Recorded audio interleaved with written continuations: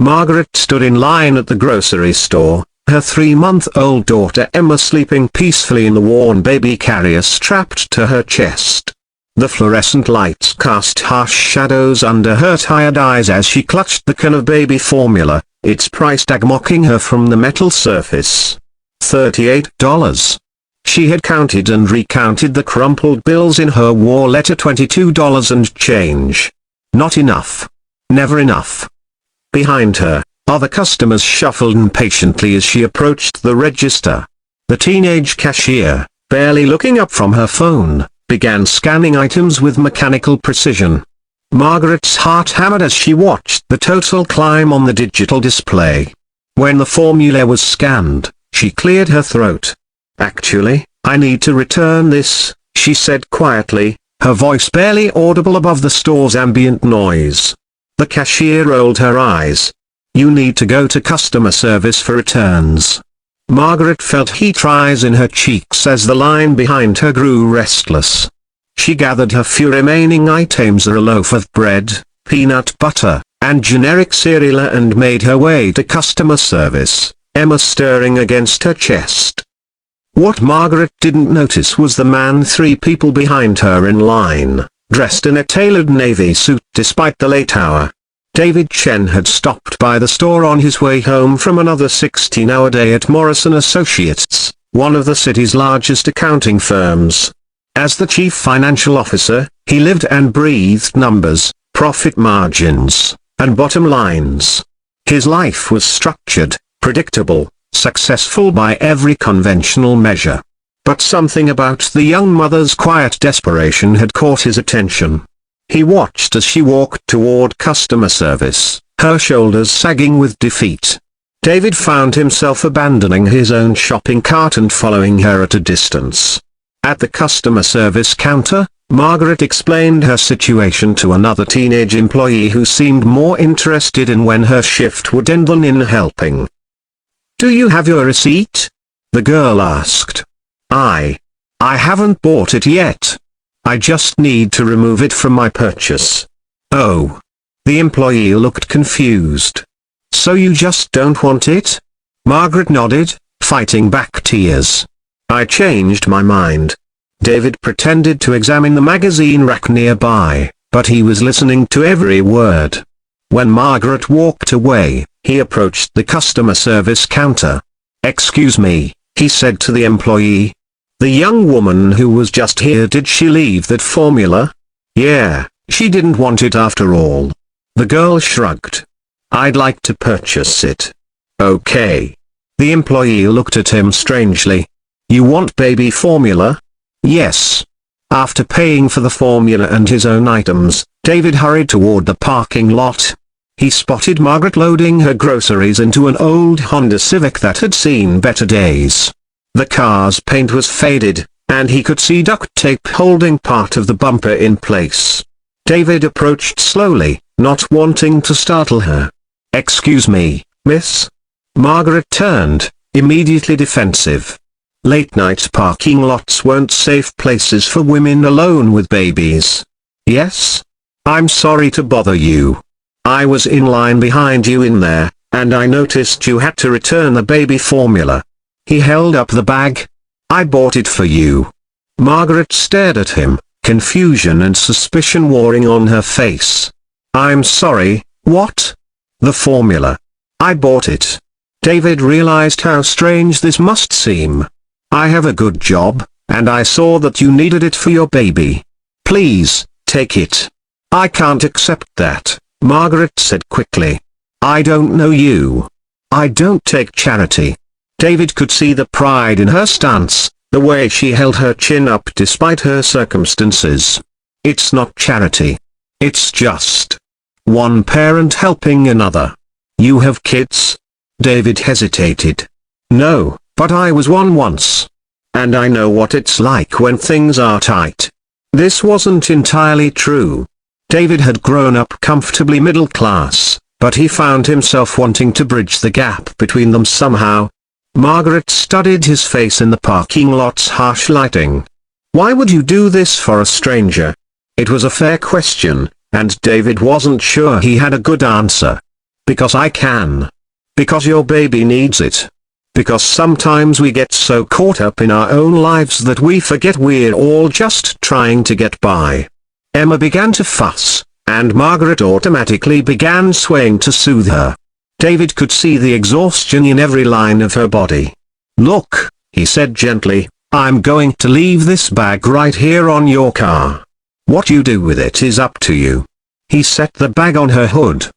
"My name is David, by the way." "Margaret," she said quietly. "And this is Emma." David smiled, the first genuine smile he'd worn in weeks. "Hello, Emma." As he walked away, he heard Margaret call after him. "Thank you." He turned back. "You're welcome." The next week, David found himself thinking about Margaret and Emma more than he cared to admit. His penthouse apartment felt emptier than usual, his expensive dinners tasteless. He had achieved everything he thought he wanted: a financial success, professional recognition, material comfort, but the brief interaction with Margaret had highlighted something missing in his life. On Thursday evening, he found himself at the same grocery store. He told himself he just needed milk, but he lingered, hoping to see the young mother again. She wasn't there. Friday came and went.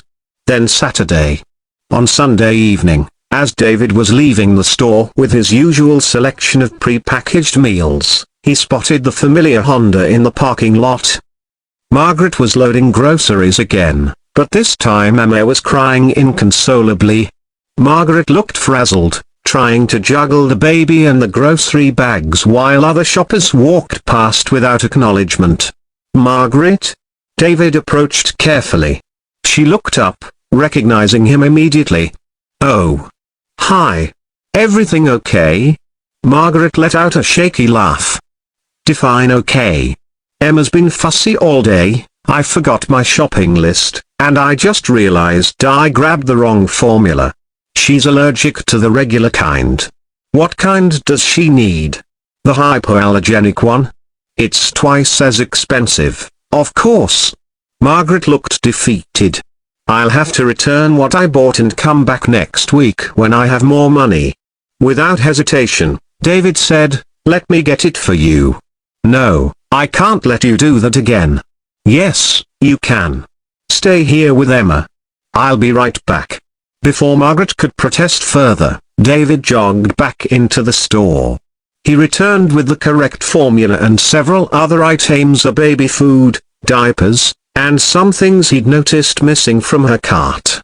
"This is too much," Margaret said, but she was crying now. "I don't understand why you're being so kind to us."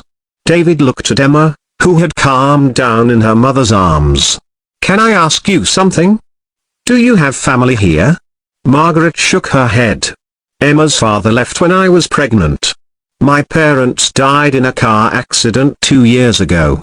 It's just us." The weight of her isolation hit David like a physical blow.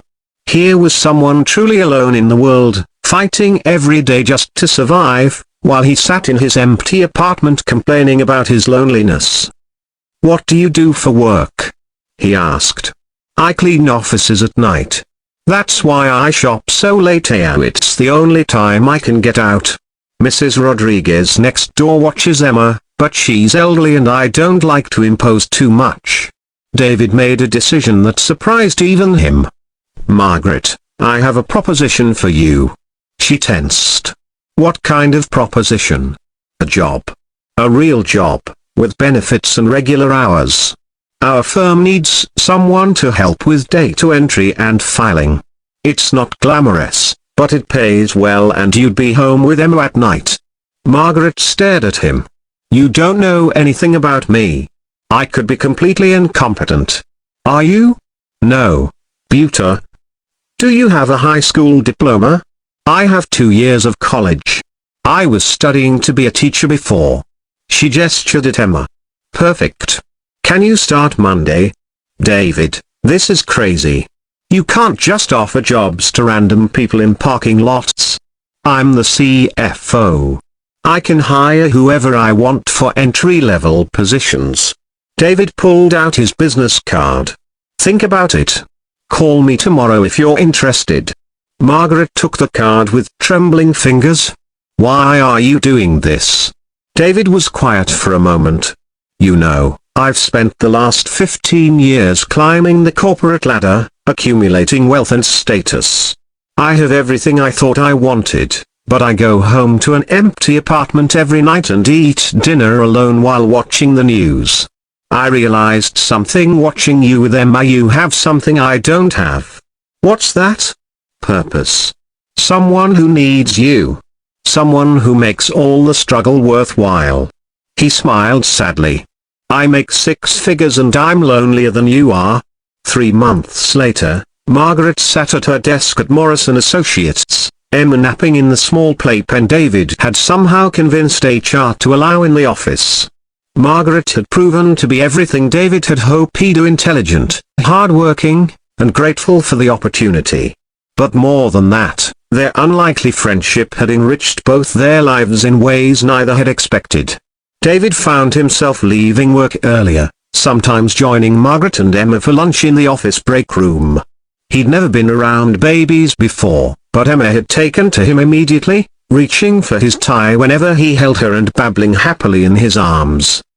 Margaret had blossomed with the financial security and social connection the job provided. She'd enrolled in night classes to finish her degree, with David insisting the company would pay for it. She'd moved to a better apartment in a safer neighborhood, and Emma was thriving. "You know," Margaret said one afternoon as they shared coffee while Emma played with blocks on the office floor, "I keep waiting for the catch. For you to tell me what you really want from us." David looked up from his spreadsheet. "There is no catch, Margaret. People don't just help other people like this. Not without expecting something in return." "Some people do," David said quietly. "Maybe not enough people, but some do." Margaret studied his face. "You saved us, you know that?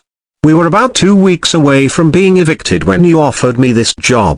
I was so scared, and I didn't know what I was going to do. You would have figured it out. Strong people like you always do. But I shouldn't have had to. And I didn't, because of you." That evening, as David prepared to leave the office, he found a card on his desk. Inside, Margaret had written, "Thank you for seeing us when we were invisible. Thank you for caring when you didn't have to.